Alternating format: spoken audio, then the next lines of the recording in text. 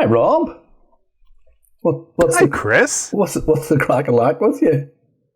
Not much. Yourself? Well, COVID's over. Oh, yeah, because it's 2021, right? Because It ended the other day. Yeah, I've got 12 offers of work, which is nice. Really? Yeah. Because Oh, good for you, man. COVID's over. Oh, yeah. COVID's over, so people are getting back in touch. It's incredible, isn't it? Who would have thunk it? Yeah, like it never happened. It's like it never happened. The second wave that everyone was terrified of happened in the middle of winter when there's when there's nothing to do but sit inside and watch the birds feeding. Mm-hmm. Except I was out today in the fields watching the traffic up and down the road like it was a Monday morning rush hour. No, I know it's This is lockdown and all these people are essential caregivers? Nah. Essential assholes. I think what you find. We should stop. I have to stop cursing because it's not going to go well whenever we get signed up by the NME or by Parador or one of those other record companies.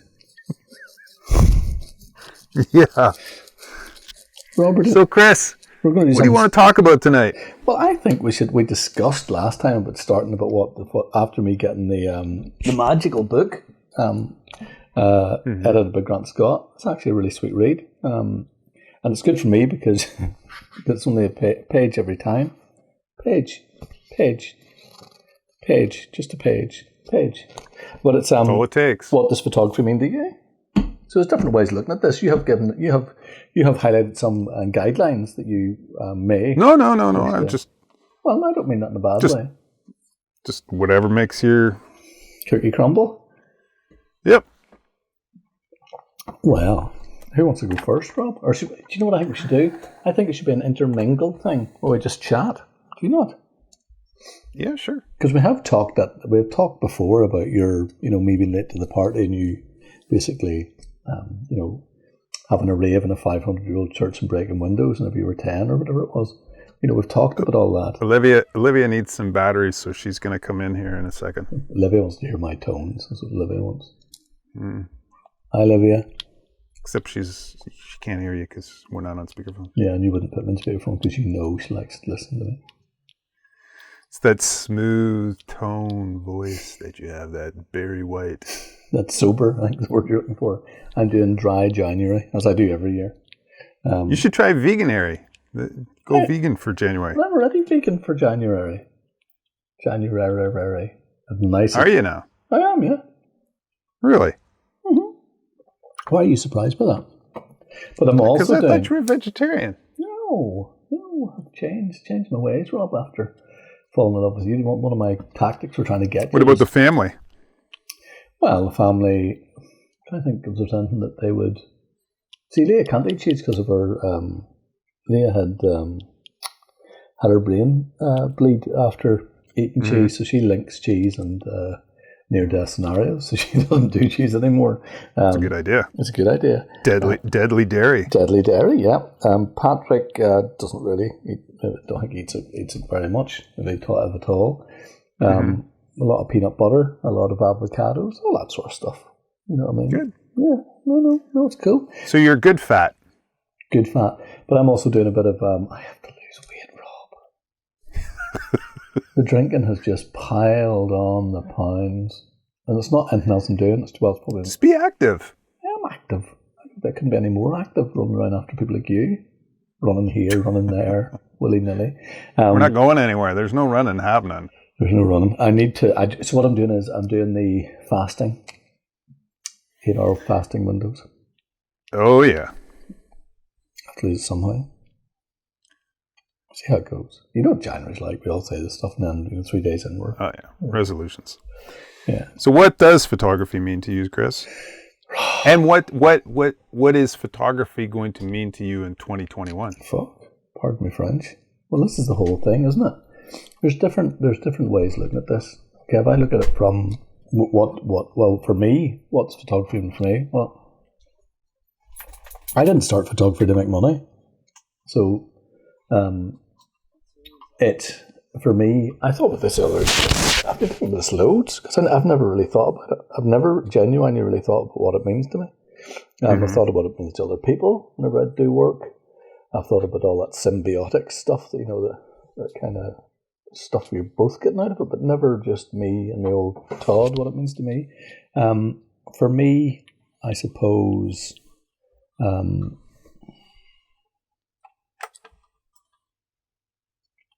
I think it comes from my sense of, I think I fell into it. And this is, I think you did too, but no, yeah, but I think that falling into it is part of the big reason of why I do it, and the falling into it was. And what year was that, Chris? How old were you? Oh God, Rob, when was Africa? 2004, probably 2002, something like that. So 18 years. No, God, you think I'd have more wit after 18 years, wouldn't you? You'd hope so. Jeez, I would hope so. It hasn't happened. Not after that phone call tonight from you. God, don't. You know what? I actually was fit to be tied. I was fit to be tied. Priyanka sorted me out. Priyanka was cool. Knew the score. Oh, yeah. Yeah. Good old customer support. Customer support. Somebody who knew what the score was, they said. So no, well, I get into it because of my. Now, I know you don't. Well, this is where you and I are edgy with this because you never come out and say it. But I know, whenever I mention my dyslexia, you roll your eyes and you're kind of like, yeah, whatever. But I've reached the age of 10 or 11 or 12, something like that. So I was never going to be doing jobs that did involve writing and all that sort of nonsense. So I ended up doing caretaking jobs and all that sort of stuff.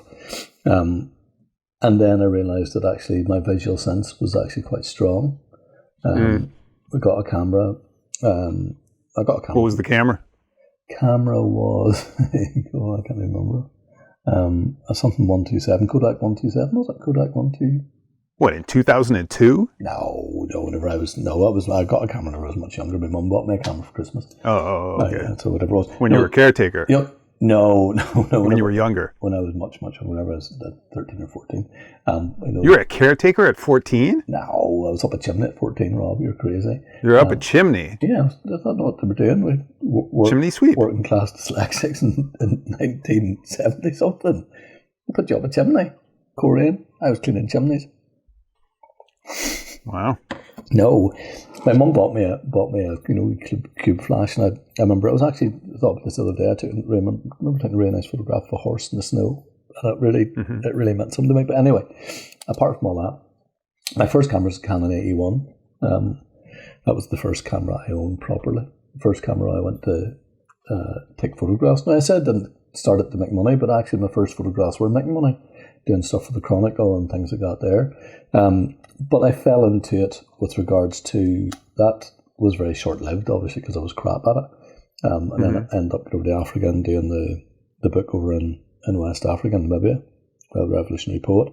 And that was kind of the start of me realising, in hindsight, I'm realising this, that the social action, the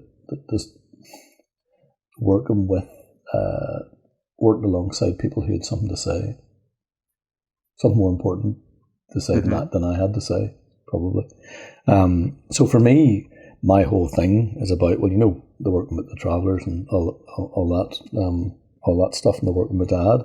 It all neatly fits into, and I've never genuinely sat down and thought about this, about why I make work or why I end up doing the work that I do. But the work I'm doing is all, it's all made with a social stance, I suppose, would you say? I have something to say with regards to the African work. It was a revolutionary poet. In hindsight, I could have done that. I probably will rework the book at some point. It was badly done because I didn't really have a clue what I was doing in any aspect of not with photography and not certainly with any critical thinking.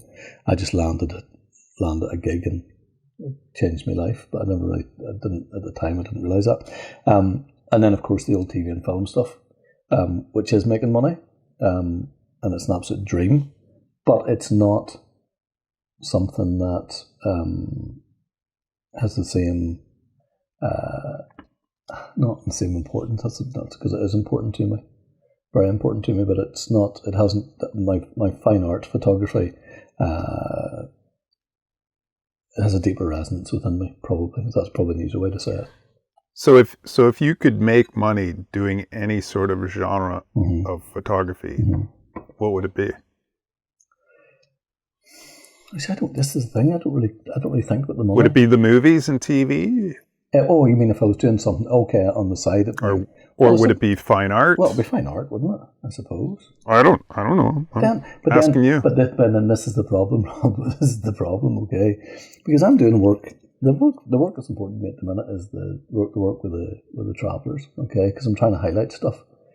But then I've realised that I'm highlighting the very small point of the population. Do you know what I mean? Mm-hmm. I'm highlighting it to a very small point of the population. People who would go to a gallery. So I'm highlighting it to other artists who probably do have a sense of passion about it anyway. Whenever I really need to be raising that issue with somebody else. You know what I mean? The work needs to be doing something else. And I suppose that's maybe where a PhD comes in. It's where writing about it comes into the whole thing. Or a slightly different way of working it. You know, I've made the work. And it's now starting to get exhibited after 19 years. I'm starting to get offers of good offers of exhibitions and various other publications. So, but there it lies. You know, if I'm going to make money doing that, then it feels exploitative. Mm-hmm.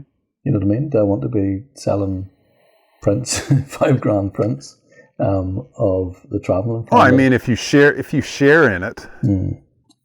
Well, you know, but there's another complicated question. You know, how do we divvy that up, and what do we do? Community. Give it to the community itself. Well, not the individual, but the community. Well, I don't. They just don't need any money, but then they'd be very happy for me to keep it because they know it would feed my family and everything else. But it's not about that. My work isn't about. It's about the family, but it's a much deeper thing because it's about why the family are where they are. You know what I mean? It's state sponsored stuff, so it's all that sort of stuff for me is really complicated. If I was doing stuff that was just purely to make money and there was no conscience in it, then it would be TV and film, of course. It's magical. You can walk on set and you go in feeling a bit like a big brother. You know, you're not there all the time, so you waltz in and you make work and you waltz out and you have a really easy day compared to everybody else. Who's there, 12 hours for 7 months, and you're skipping in maybe 6 or 7 times, it's fun, and it's lit, and it's not maths as a rocket science. I suppose it is. There's stuff I'm still learning, stuff I've realised. Shh, Chris. What? Don't tell anybody. But I'm still learning. Don't let them know that it's easy. It's easy. It is easy. I'll tell you what's not easy. Well, it's not easy to get the jobs because there's so many good people doing it. It's not easy getting the jobs, and it's not easy actually taking the photographs either, because there are a lot of complications for a stills photographer. No, of course, and I don't mean to be flippant with that. I wouldn't want to piss anybody off who does stills photography because they'll know when I say it's easy, they'll know what I mean. It's easy in the soul. You know what I mean? I'm not saying it's stress. Maybe not even stress-wise. I would say kind of stressful, super stressful. That's what I mean. Like no stress. I would say more like production-wise. Like you don't really have to do a lot of production or pre-production. That sort of stuff is dealt to you. Yeah. And you need to navigate your way through somebody else's production. That's where it can be stressful. But that's where being a caretaker comes into it. That's where the cleaning jobs and all the other stuff. Because you have to be slightly savvy on set. Yeah, of course, that stuff. But what I'm saying is for me morally, there's no complications. Whereas with my fine art stuff, it's all morally full of and ethically booby-trapped. You know what I mean? There's stuff going on that... Oh, yeah. There's stuff going on that I have to be second. You know, the stuff now that I'm looking at now, which if I were to show, it'd be very complex and complicated because it's 19 years down the line and I had different thoughts going through my head, all the stuff, all that stuff. But that for me is, in my photography is about, it's like, what was Nan Goldin? What did Nan Goldin say? What was her famous saying? I should know this off by heart because I say it all the time. let me tell you this just really quickly. Always have film in your camera? No. I can't believe I looked up Nan Goldin quotes. This is not drinking, Rob. I need to drink. Okay. Here it is here. Okay. A lot of people seem to think that photography is about the way things look, or the surface of things. Okay, I've said this before. That's not really what it's about for me. It's really about relationships and feelings. That's kind of where I remember reading that. Well, I mean, that kind of comes back to one of the points that I sort of hinted at earlier is, when you say, what does photography mean to you, and what moves you, and what sort of photographer, what photographer do you idolize or look up to that moves you, and why? They're telling a story through their eyes. They've got their own interpretation of a set of facts or scenarios that are unfolding, in front of them, and they're recording it a specific way, unique to them. Well, that's the other thing. You've talked about it before. About there's very few images you can do that stand up to the telling you, what the crack is. You know what I mean? What, like 99% of the images out there are garbage? Yeah. Well, I think that because I I mean, I maybe it's not 99%, but you can get the gist of it. I mean, of all the photography that's out there right now, what sort of images actually move you and tell you a story? Oh, well, that's really simple for me right now because it's Matthew Finn. All things Matthew Finn. But I mean, and stand alone. Okay. And, like, really stand alone and tell a story. Like, sorry, I've got a gurgling dog over here trying to hijack me for a biscuit. Okay. I think of people like Irving Penn, Richard Avedon, like my heroes, and what they do, and and I think, even their photographs, there's only a handful of photographs that really, really move me. No, I know what you're saying, but this is because, and I think this is where you and I differ slightly. Because you're so technical, in a sense, you're so technically gifted, and you come at it from a commercial sense and an advertising sense. Whereas I come out, I could say that, work I'm looking at Matthews, Ioana, I like some of Matthew's stuff. Yeah, I like some of Matthew's Mother and stuff. Yeah, Mother. But you're did he do Uncle too or something? But you're looking at that. You're looking at that probably as single images. A single image. Whereas I'm looking at it as a feeling. You know what I mean? I'm looking at it as a 25 or 24, 25 year piece of work. Yeah, I personally I prefer to look at photography as a single image. Yeah. Or a diptych or a triptych or something like that. But when people do a whole narrative or a whole editorial, like, with 10 or 15 images, then you can get lost into each image, and each image can tell its own story that is contrary to the next image. I know, but if you look at Richard Billingham, because anybody that knows me knows Richard Billingham, Raise a Laugh. So I just think it's a sublime piece of work. And every image in that tells it, but it's about the overall sense of the whole thing. It's the overall sense. So whenever I hear, whenever I've been doing loads of research in Nan Goldin recently, and I've been, listening to, or talking on YouTube lots and lots and lots. So whenever I'm here talking, and you're thinking about all the work she's made in a totality. Do you know what I mean? The same way any photography, I take it to tomorrow. These are people that I really admire, and it's kind of like you were saying, your heroes, whatever.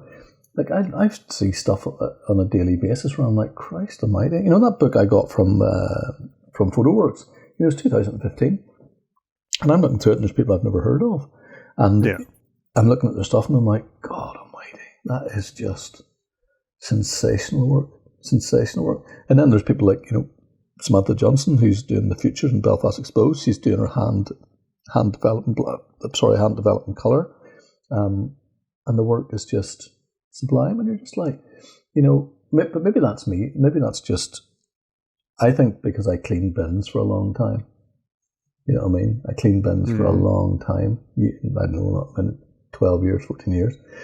I think there's something in me that just, and also because I love sitting down and just looking at stuff. And I also love the fact that my interpretation of somebody else's work is more important for me than their interpretation of their work. Do you know what I mean? Yeah, of course. I don't need. It would have to be. Yeah, but because you're the viewer.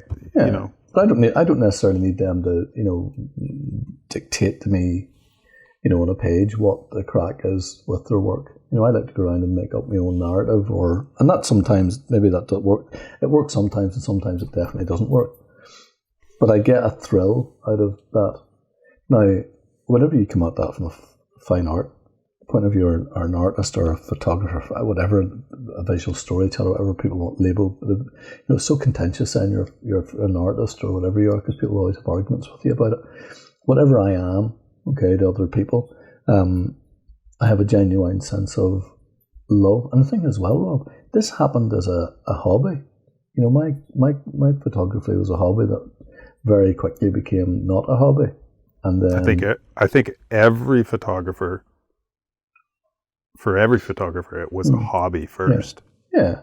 I mean, I doubt very much anybody just went, I'm going to go start assisting, XYZ photographer, and then I'm going to intern with him, and then I'll be a photographer. But what I mean is that it's one of those things that I didn't replace my hobby with anything.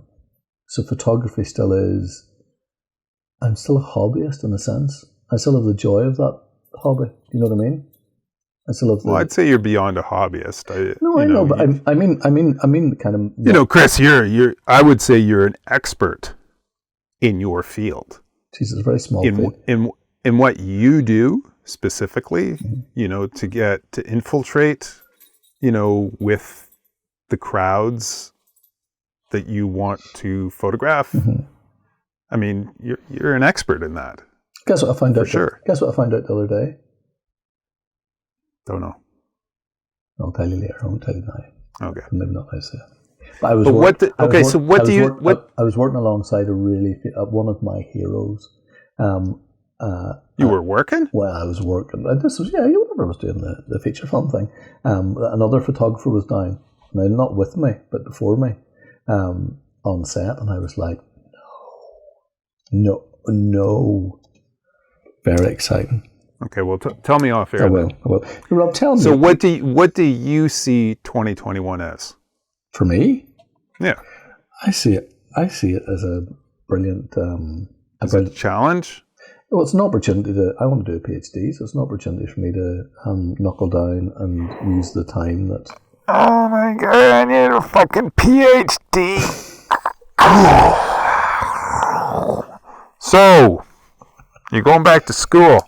Yeah, at some point. It won't be 2021, but Okay, so what are you going to do in 2021? That's my question. I'm going to put together all the stuff that I need to get it together to put in for a PhD. All the funding, all the research. Okay, so what are you doing photography-wise for yourself in 2021? Let me break it down that way. Okay, well, photography, for me, I'm going to be probably researching more than I'm taking, if I'm being honest with you. I have an exhibition coming up in February, not this February. Not this February, next February. A big exhibition coming up, which is... Don't forget to put it in your calendar. To put it in my calendar. God bless, we're all alive. Put it down for 2022, okay? Not 2021. 2022, yeah. So February 2022. I have for me, a major opportunity. I'm going to go abroad and I'm going to do something that's important for the travellers and for me and for lots of different people. But for me, it's going to be researching. That's going to be spent. My time's going to be spent moving toward that. So work-wise, I'm still going to apply, of course, for the films that are coming up and everything else, because God, wouldn't it be nice? I'm going to be doing stuff with Belfast Expose. I'm going to be developing programs for mental health, photography programs for mental health. I'm going to be doing some curatorial stuff.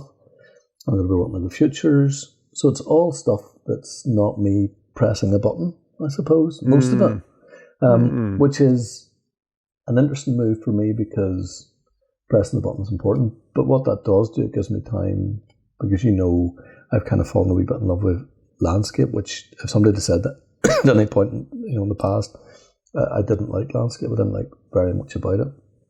I've now found that the meditative qualities in landscape, and the mental health aspect of that, because let's face this, 2021 is going to be as tough financially as 2020, for sure. Till those vaccines get around.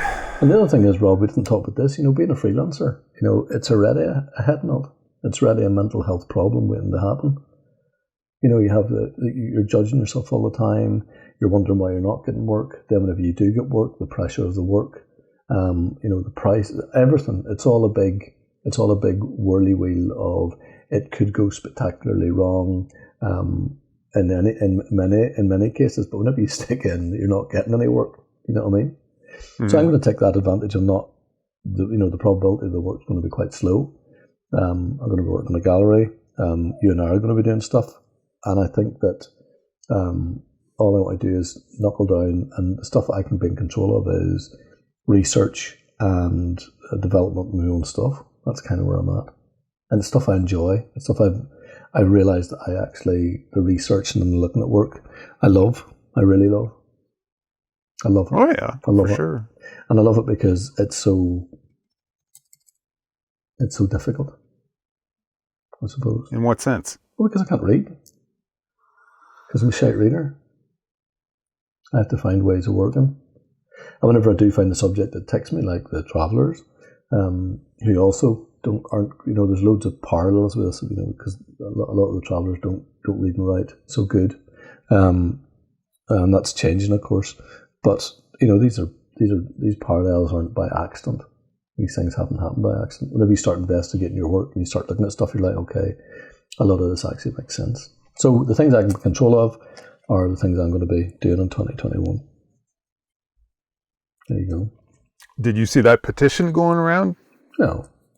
The freelancers petition? No, to get more money. Musicians, artists, photographers need to have a EU visa to be able to work Europe-wide. Okay. And they're calling upon whoever, the British government, to negotiate that in. They won't care. They won't care. Well, you think about it. You think about all the musicians and stuff. Yeah, Jesus. And now all the red tape that's going to be up. Well, not for me, Rob. Not for me. And I sent you that thing earlier about Amazon Prime. No, I know. It's gone. Oh my God, how ridiculous is this? Because we live in Northern Ireland, it's going to take an extra 4 to 5 days to come from England to here. I thought he says 40, 45 years, because that's how far we are behind everybody else. That's only 4 or 5 days. I hope we could live with that.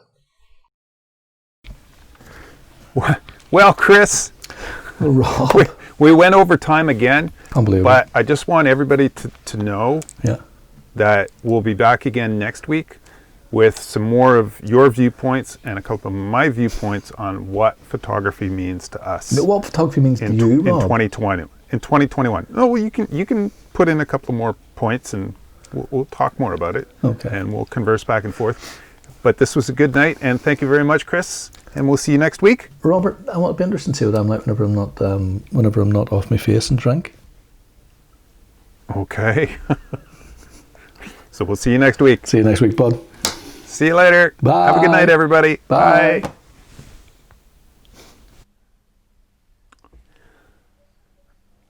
No, I don't need to stay with you while you have a pee. Jesus Christ. I don't need to stay on the phone.